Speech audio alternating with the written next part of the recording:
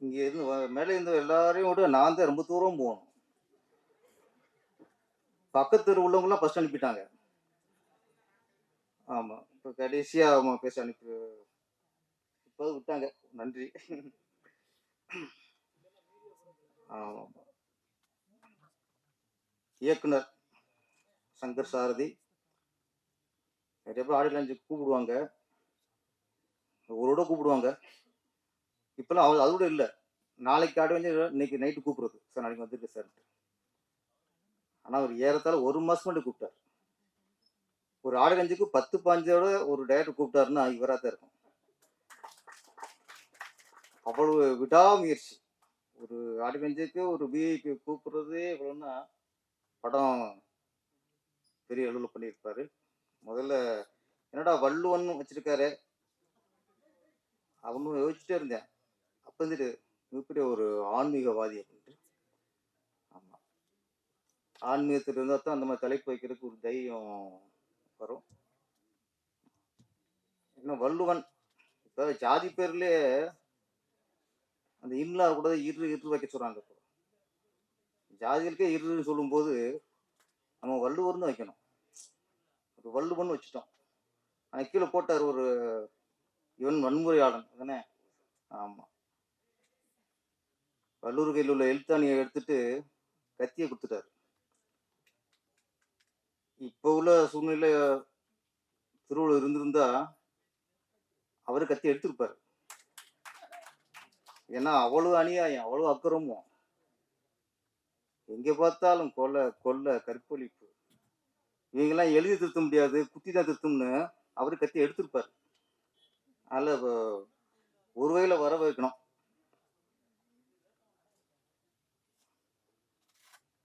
சில வருஷத்துக்கு முன்னாடி பார்த்தா நீங்க வள்ளுவன் ஃபர்ஸ்ட் டைட்டில் பாராட்டுறேன் முதல்ல. ஏன்னா அதுக்கு தைரியம் வேணும். ஏன்னா இப்போ யூத்துக்கு ஏற்ற மாதிரி, இளைஞர்களுக்கு ஏற்ற மாதிரி இந்த ட்ரெண்டு அப்படின்ட்டு நீ எதே ஒன்று வாந்தி எடுக்காம வள்ளுவன்கிறத ஒரு சரியான ஒரு ஒரு தமிழ் பற்றோட நீங்க எடுத்துருக்கீங்க. இந்த நேரத்தில் வள்ளுவன்கிறது டைட்டில் முக்கியமானது. முன்னாடிலாம் பஸ் போர்டில் கலைஞர் கருணாநிதி நகர் அப்படின்னு போர்டு இருக்கும். ஒரு நகருக்கே கலைஞர் கருணாநிதி நகர் அப்படின்னு போர்டு இருக்கும். ஆட்சி மாறின உடனே அந்த கலைஞர் கருணாநிதி நகர் வந்து கேகே நகரா மாறிடும். இந்த நகர் போர்டுலாம் பார்த்தா உடனே அதை ஃபர்ஸ்ட் ஆட்சி மாறணும் அது பண்ணுவாங்க. அந்த போர்டை அடிச்சுட்டு டக்குன்னு கேகே நகர் பண்ணுவாங்க. திருப்பி திமுக ஆட்சி வந்துச்சுன்னா திருப்பி கலைஞர் கருணாநிதி நகர், பஸ்ல அண்ணா நகர் டு கலைஞர் கருணாநிதி நகர் பேர் மாறும். அப்புறம் ஒரு ஆட்சி வரும்போது அரசு பஸ் எல்லாம் பச்சை பெயிண்ட் அடிச்சுப்பாங்க. எல்லாம் ஒரு ராசி பச்சை பெயிண்ட் அடிச்சுப்பாங்க. அப்புறம் ஆட்சி மாறும். டக்குன்னு உடனே மாறுறது பஸ் கலர் தான். நாட்டில் மாற்றங்கள் மாறுது இல்லையோ பஸ் கலர் மாறும். சரி பஸ்ஸோட போச்சு பார்த்தா ஒரு ஒரு நகரோட பேரோட போச்சுன்னு பார்த்தா கடைசி அந்த அரசியல் கையில மாட்டினது திருவள்ளூர் தான். அவராட்டுக்கு வெள்ளை வேட்டி கட்டிக்கிட்டு இதுல ஒரு பட்டையை போட்டு ஒரு எழுத்தாணியை வச்சுட்டு ஓடச்சு வச்சுட்டு உட்காந்துட்டார். ஒரு ஆட்சி வருது. வந்த உடனே எங்க லஞ்சத்தை ஒழிப்போம் மற்ற ஒழிப்போம் இல்ல, திருவள்ளூர் நெத்தியில பட்டை அரிச்சுல அதை அழிச்சாங்க.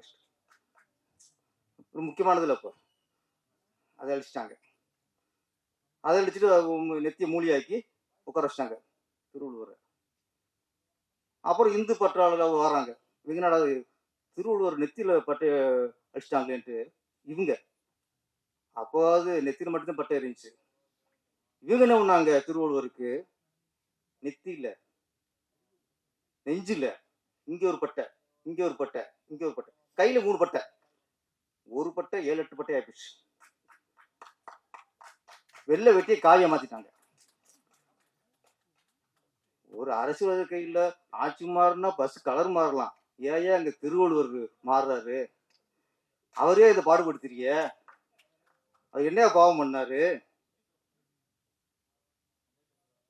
அப்போ அவர் திருப்பி வந்தார் வச்சுக்க, திருப்பி இவர் கையில் கொடுத்து கத்தி குத்தவில்லை, துப்பாக்கி தூக்கிடுவார். அவங்களா என்ன பாடுபடுத்துறிய? அந்த அளவுக்கு இன்னைக்கு திருவள்ளுவரே இந்த பாடுபடுத்திட்டு இருக்கான். அதாவது திருவள்ளுவருங்கிறது வள்ளுவன் பேர் வச்ச சங்கர் சாரதிக்கு என்னுடைய முதல் வாழ்த்துக்கள். அப்புறம் இன்னொன்று படத்தோட கதை. நான் ஃபஸ்ட்டு வந்தோடனே சார் ஆடியோ லான்ச்சுக்கு வரணும், அப்போ என்ன டைட்டில்னு கேட்டேன். வள்ளுவன் அப்படின்னாப்புல. நானும் ஆர்த்தி சொல்லும் மாதிரி நானும் ஷாக் ஆகிட்டேன். வள்ளுவன் நான் அப்போ கேட்டேன், திருக்குறள் மாதிரி தெளிவு மாதிரி ஒவ்வொன்றா பண்ண சொல்ல போடலான்ட்டு. இல்லை சார், அது இல்லை சார். நான் வேற என்ன, ஒரு வள்ளுவர் அந்த குறள் ஏற்ற அந்த குரலை வச்சுட்டு அது தகுந்த மாதிரி கதை பண்ணியிருக்கேன் சார். ஓகே. அப்போ நாட்டு சொன்னார் அவர், இந்த மாதிரி கொலா அரங்கில் கொள்றது தான் அரசனோட கடமை. உழவன் எப்படி பயிர் இடையில வர களையை பிடுங்கானோ அது மாதிரி கொலகாரன் கொள்றதும் ஒரு அரசனோட கடமை. அரசனை கொண்டா கொலகாரனை அரசன் கொள்ளலாம், அரசனை கொடுக்குறாங்கன்னா அப்படி நடந்துருக்குங்க நாட்டில். அப்போ அரசர்லாம் தெரியாம பண்ணிடுவாங்க. ஒரு பசுவோட கண்ணுக்குட்டிய அரசர் தேர்ல ஏத்திட்டாரு, தெரியாம ஏத்திட்டாரு. அரசர்கிட்ட முறையிட்டான், பசு முறையிட்டுச்சு, பையனை கொண்டுட்டான். அவன் அரசன். பையன் தப்பு பண்ணாலும் தண்டனை கொடுக்குறான்ல, அவன் அரசன். தப்பான புரிதல் தவறா புரிஞ்சுட்டு கோவலனுடைய மரணத்துக்கு காரணம் பாண்டியன் மன்னர். கண்ணை வந்து நியாயம் கேட்டான். நியாயத்தையும் தெரிஞ்சு வச்சாக நம்ம தப்பு பண்ணிட்டோமேனு. நம்ம தப்பு பண்ணிட்டு தெரிஞ்ச அடுத்தனுடைய செத்துட்டான் பாண்டிய மன்னர். அவன் அரசன். அவன் பையன் கற்பழிச்சாலும் சரி, அவன் பையன் கொலை பண்ணாலும் சரி, பையனை காப்பாத்துறதுன்னா அது அரசனுக்கு முடியாது. இன்னைக்கு நாடு அப்படி இருக்கு. ஒரு டைலாக், வீரியமான டைலாக் ட்ரெய்லர்ல, உங்ககிட்ட பதவி இருக்கு, பணம் இருக்கு, எங்கிட்ட சட்ட நுணுக்கம் இருக்கு. நம்ம 2 பேரும் சேர்ந்தா சட்டத்தையே விலைக்கு வாங்கலாம், ஏன் நீதிபதியே விலைக்கு வாங்கலாம். இந்த காலகட்டத்தில் டைலாக் சொல்றதுக்கு பெரிய தைரியம் வேணும் சார். இன்னைக்கு நீதிபதியை விமர்சனம் பண்ணு சொன்னாலும் உள்ள வச்சுறாங்க. வாட்ஸ்அப்ல என்ன நீதிபதி பண்ணிட்டாரு அப்படின்னா, இந்த நீதிபதி சொல்லிட்டாரு தூக்கி போடு. நீதிபதி கடவுளா?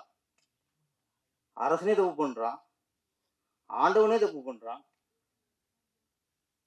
நீதிபதி தப்பு பண்ண மாட்டாரா? நீதிபதி சொன்னா அவனை தூக்கி உள்ள வச்சிருது. அப்படி இருக்க காலகட்டத்துல நீதிபதியே விலைக்கு வாங்கிறோம்னு ஒரு டைலாக்னா அதுக்கு இயக்குனர் பாராட்டணும். ஏன்னா எனக்கு அந்த டைலாக் கேட்டோம்னு எனக்கு பகீர்ந்துச்சு. நான் சிவகாசியில ஒரு சீன் வச்சுக்கிட்டேன். ஆனா அந்த பேசுற டைலாக் வக்கீல் பேசுற டைலாக் தானே. சிவகாசியில நான் வக்கீல் வந்து ஒருத்தருக்கு டீ வாங்கி கொடுத்தாரு. நான் ஒரு நகைச்சுவையா வச்சுக்கிட்டேன். படம் ரிலீஸ் ஆனதுக்கு அப்புறம் தமிழ்நாட்டில் எங்கெங்கெல்லாம் கோர்ட் இருக்கும், திருச்சியில, தஞ்சாவூர்ல, மதுரையில, கும்பகோணத்துல, சென்னையில, செங்கல்பட்டுல, எங்கெங்கெல்லாம் கோர்ட் இருந்துச்சோ அங்கெல்லாம் என் மேல கேஸ் இருந்துச்சு. நான் வக்கீல் சொல்லிட்டேன்ல, என் மேல மட்டும் இல்ல, என் மேலே நான் எல்லாம் கழுதுன்னு நான் நடிச்ச பாவத்துக்கு விஜய் மேலேயும் கேஸ் போட்டாங்க எல்லா கோர்ட்லையும். அவரு ப்ரொடியூசர், அவரு பாவம் இந்த டைலாக் எழுதுன்னு தெரியாது, எடுத்தது தெரியாது, படம் பார்க்கவும் பார்க்குறாரு. அவர் மேலே கேஸ், 3 பேர் மேலேயும் எல்லா கோர்ட்லையும் கேஸ் இருந்துச்சு. அப்போ ஒரு வக்கீல ஒரு நகைச்சுவை காட்டும்போது எனக்கு எல்லா கோர்ட்லையும் நம்மளுக்கு கேஸ் இருந்துச்சு. இந்த மனுஷன் ஒரு வக்கீல் வந்து நீதிபதியே விலைக்கு வாங்கலாம் அப்படின்னு ஒரு சொல்றாருன்னா உண்மையிலே இவர் வந்து 100 பேரரசுக்கு சமைச்சார். சரி வேணும். ஒரு டைரக்டருக்கு முதல்ல நாட்டு பற்று இருக்கணும் சார், நாட்டு மீது அக்கறை இருக்கணும் சார், மக்கள் மீது அக்கறை இருக்கணும் சார். ஒரு நல்ல கலைஞன் வேற, வியாபாரி வேற. பொழப்புக்காக வயிற்று பொழப்புக்காக எதாவது சொல்லி படத்தை எடுக்கிற விட நாட்டு நல்லது செய்யணும், நாட்டில் ஒற்றுமை உண்டாக்கணும், நாட்டில் ஒரு விழிப்புணர்வு உண்டாக்கணும். அவன் நல்ல கலைஞன், முதல்ல நல்ல கலைஞனா இருக்கணும் முதல்ல. அப்புறம் டைரக்டரா சம்பாதிக்கிறது அடுத்த விஷயம். ஒரு விஷயம் இப்போ சொல்றேன், ரொம்ப மனசு வலிச்சு ஒரு பேசும்போது. எங்க அம்மா இன்னைக்கும் வீட்டு வேலை பார்க்குறாங்க. ஒரு திரைப்பட இயக்குனர் பெருமையா இருக்கலாம், ஆனா ஒரு விஷயத்தை வெளிப்படையா சொல்றாரு ஸ்டேஜ்ல. இந்த படம் முடிஞ்சு சொன்னதுக்கு அப்புறம் உங்க அம்மா வீட்டு வேலை பார்க்க கூடாது சார். நீங்க ஒரு ஒரு வீட்டுக்கு ஓனர் ஆகி சொந்த வீடு வாங்கி உங்க அம்மா ராணி மேல உட்கார வைங்க, அதான் வெற்றி. தாய்ப்பாசம் தோத்தது இல்லை. எம்ஜிஆர் முதற்கொண்டு நடிகர்களே தாய்ப்பாசம் அதிகம் வெளிப்படுத்தினவர் புரட்சி தலைவர் எம்ஜிஆர். நாட்டு ஆண்டு போயிட்டார் சார். நாட்டு ஆண்டு அடிப்படை காரணம் தாய்ப்பாசம். கண்டிப்பா நீங்க வெற்றி அடிச்சிருக்கீங்க. நான் சொல்லுறேன் ஒரு நல்ல கலைஞன். ஏன்னா நீங்க லவ் ஸ்டோரி எடுக்கலாம், காமெடி படம் எடுக்கலாம், ஆக்ஷன் படம் எடுக்கலாம், எமோஷனல் படம் எடுக்கலாம், த்ரில்லர் படம் எடுக்கலாம், பேய் படம் எடுக்கலாம், ஜாதி படம் எடுக்கலாம். எந்த படம் எடுத்தாலும் சரி நோக்கம் நல்லதா இருக்க வேண்டும். நோக்கம் நல்லதா இருக்க வேண்டும். சொல்ற கருத்து நடக்கிறது சொல்லணும். நீ காமெடியா எடு, ஆனா அதுல கருத்து நல்லா இருக்கணும். ஆக்ஷன் மட்டும் இருக்கலாம், அது கருத்து நல்லா இருக்கணும். இன்னும் மக்களுக்கு சொல்ற விஷயம் நல்ல விஷயமா இருக்கணும். படம் படமா இருக்கணும். அது அது இருக்கிற மக்கள் சீரழிக்கிற மாதிரியும் படம் எடுக்கிறது அது நம்ம கலைக்கு பண்ற துரோகம். மக்கள் ஒற்றுமை உண்டாக்குறதுக்காக நம்ம ஒரு கதையை எடுத்துட்டோம்னா அது கலை சேவை, மக்களுக்கான சேவை. மக்களுக்குள்ள வன்முறையும் மக்களுக்குள்ள ஒரு காழ்ப்புணர்ச்சியும் மக்களுக்கு திருப்பி பிரிவினையும் பண்ற மாதிரி வேணா அது கலைக்கு பண்ற துரோகம். அது நான் சொல்றேன், இந்த கலாச்சார சீரழி மாதிரி படம் எடுக்கிறாங்கல்ல, அதை விட ஆபாச படம் எவ்வளவு மேல் சார், செக்ஸ் படம் எவ்வளவு மேல் சார். இந்த கலாச்சார சீரியல் உண்டாக படம் எடுக்கிறத விட நீங்க காமத்தை மையமா வச்சு படம் எடுத்துங்க. ஏன்னா அங்க கொடுத்துருவான் எங்காலு சென்சார். அங்க இளைஞர்கள் மறுக்கப்படுவாங்க. செக்ஸை விரும்புறவன் போய் பார்ப்பான், காமத்துல விரும்புறவன் போய் பார்ப்பான், படமா போயிடும். ஆனா நாங்க பொதுவாக படம் நடிச்சு உள்ள வந்து நல்ல படம் நடிச்சு உள்ள வந்து நீங்க கலாச்சார சீரியலுக்கு உண்டு பண்ணா தயவுசெய்து அந்த மாதிரி வியாபாரியா இருக்காதுங்க. ஒரு நல்ல விஷயம். இது வந்து திருல மூவிக்கிறாங்க. திருல மூவினாலும் அது நல்ல செஞ்சுட்டாரு. பெண்களுக்கு பாதுகாப்பு வேணும். இன்னும் பெண்களுக்கு பலாத்காரத்துல பாதிக்கப்படுறாங்க, அதை ஒழிக்க வேணும். அதுக்கு ஒரு குரலின் அடிப்படையில ஒரு கதை வச்சிருக்கிறார். அப்போ பெண்களுக்கு பாதுகாப்பு வேணும்னு சொல்லி நல்ல விஷயம் தானே. அப்போ ஒரு நல்ல கருத்தை நீங்க ஆக்ஷனா சொல்லுங்க, த்ரில்லரா சொல்லுங்க, என்ன சொல்லுங்க, நல்ல கருத்தை சொல்லி சொல்லுங்க. சொல்லுங்க முதல்ல. பணம் சம்பாதிக்கிற ஏதாவது பண்ணிட்டு போறதுக்கு எத்தனையோ தொழில் இருக்கு முதல்ல. அந்த வகையில சங்கர் சாரதியை ரொம்ப பாராட்டேன். ஒரு நல்ல விஷயத்தை எடுத்துட்டு திருவிழா சொல்லியிருக்காரு. ஒரு ஆன்மீகவாதி, சாமி நம்புறவர், பக்திமான் நல்ல விஷயம் தான் சொல்லுவார். அது நம்பிக்கை எனக்கு இருக்கு. அப்புறம் இதுல சேத்தன் பரத்திட்ட கதை சொல்லி மிஸ் ஆச்சு. பரத் இல்லையா, அது மாதிரி ஒருத்தர் பிடிச்சிருவான் அவன் தேடிருக்காரு மனுஷன். சிவப்பு தோலா பரத்தும் சிவப்பு தான் சார். நான் நல்லா பண்ணியிருந்தீங்க, வாழ்த்துக்கள். கதாநாயகி ஆசனா, அவங்க பேச ரொம்ப கலையா இருக்கு. ஒரு கதாநாயகியில் கொஞ்சம் ஒரு முகக்கலையான ஒரு கதாநாயகி, நல்லா நடிச்சிருந்தீங்க, உங்களுக்கு வாழ்த்துக்கள். மியூசிக் டைரக்டர் அஸ்வந்த் வாழ்த்துக்கள். கேமரா நல்லா பண்ணியிருந்தாரு.